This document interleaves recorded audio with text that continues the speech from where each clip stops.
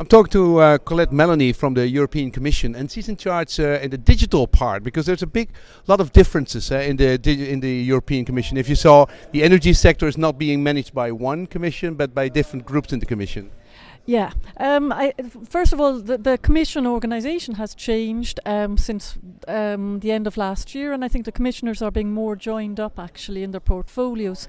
So we have one portfolio called the Energy Union, which brings together quite a number of commissioners, including the Digital Commissioner. There's integration in the Commission. It's happening, yes. An holistic approach to markets. We're doing our best. Less silos. Yeah, that's what's needed actually. Now, we've deregulated the telecommunication sector. There's a lot of innovation that goes very well. Is the energy sector, where the telecommunication sector was 15 years ago? I think it probably is. I think we, at least from a digital perspective, don't see things moving as fast as they could move in the energy sectors. Things like dynamic pricing, demand response, we don't have it yet in Europe. Yet, from a technological viewpoint, there's no reason why we shouldn't. No, but I mean, this is a slow market. These are big, giant companies who have a very established role, who are doing very important things which are essential for the industry.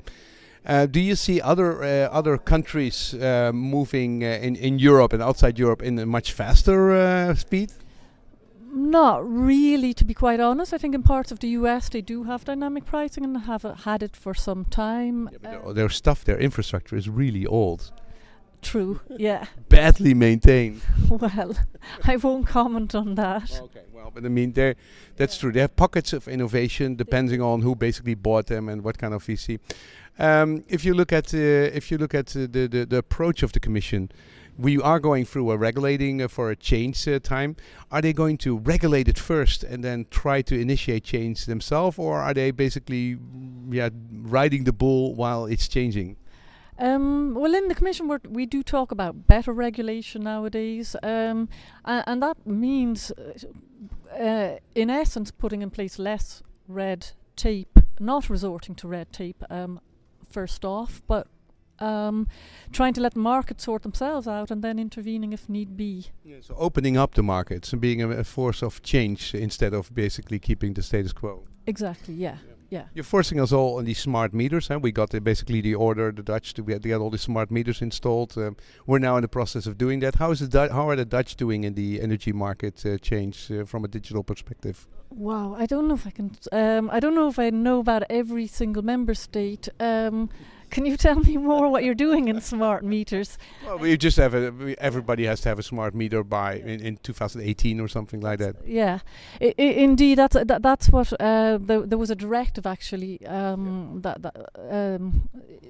2009, in fact, that asks member states to do that. I think from the point of view of smart meter, I would ask questions like: are the smart meters are they cheap? Are they interoperable? Can citizens that buy them, add their own services on top of them? So smart metering is. We're all waiting for those services to arrive, but in principle that should be the case. But the proof is in the pudding. I think the first 1 million have now been rolled out, so we're seeing that. Okay, so thank you very much for this comment. Good luck with the deregulation and the inspiration.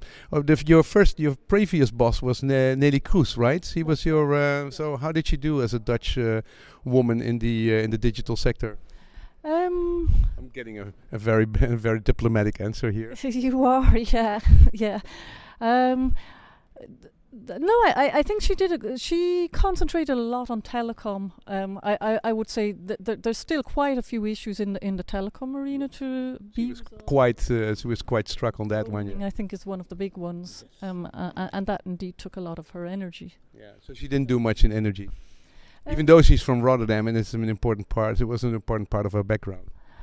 No, not too much. I mean, earlier on we had a nice little joint venture with DG Ener precisely on smart metering, and that was aimed at defining what a smart meter should be in terms of the minimum functionalities and getting some clarity there. Good. Thank you.